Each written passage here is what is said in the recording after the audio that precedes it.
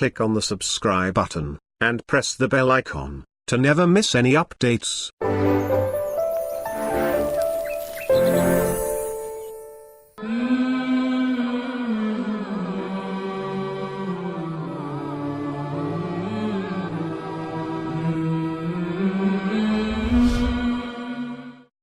Assalamu alaikum.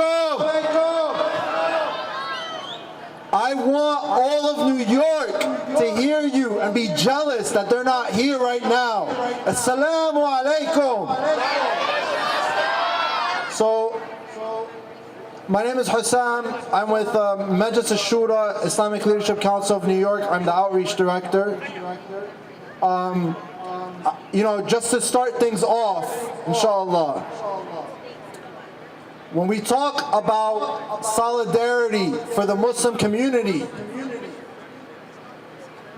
oftentimes we restrict the solidarity to moments of brilliance and not to consistency.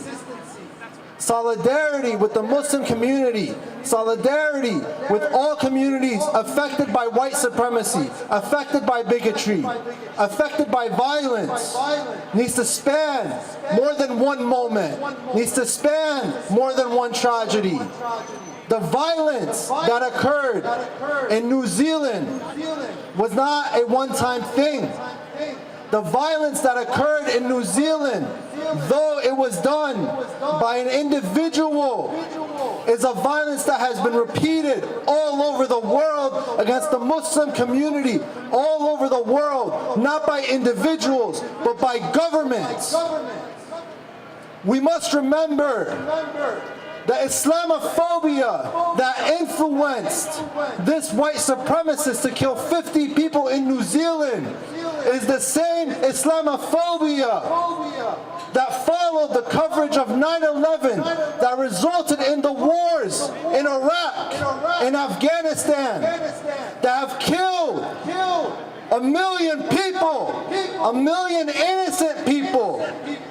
If you want to be in solidarity with the Muslim community, you have to be in solidarity with the entire community. Not just the Muslims who die in the West, but the Muslims who die all over the world every single day.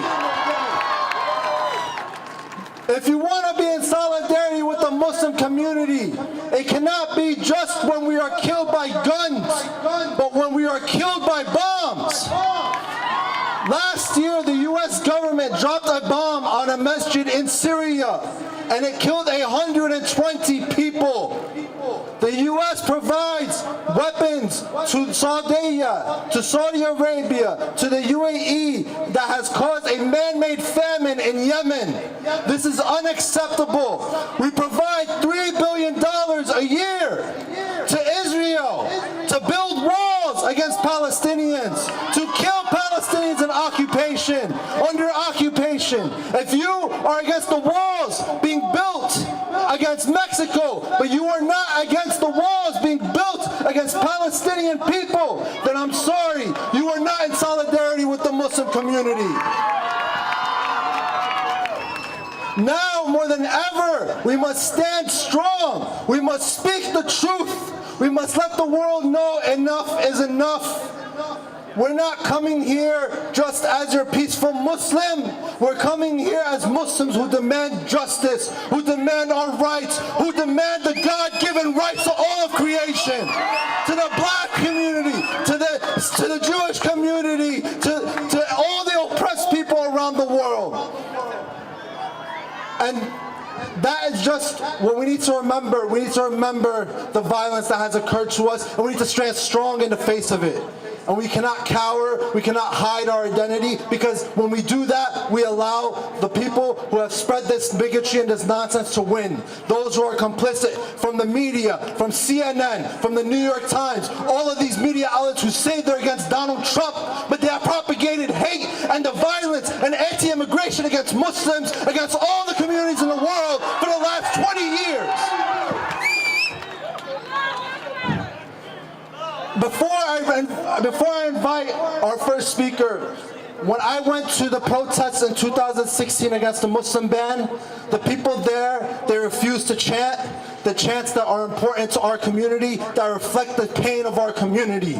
When we would chant from Palestine to Mexico, all the walls have got to go, nobody chanted with us. So I want New York to hear you guys say, from Palestine to Mexico, all the walls have got to go. Say it!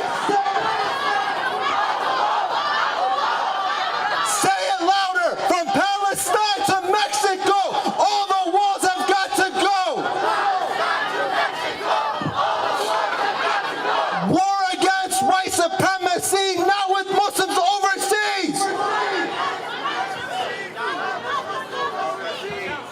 All right. ITV, Call of Peace, Save Humanity.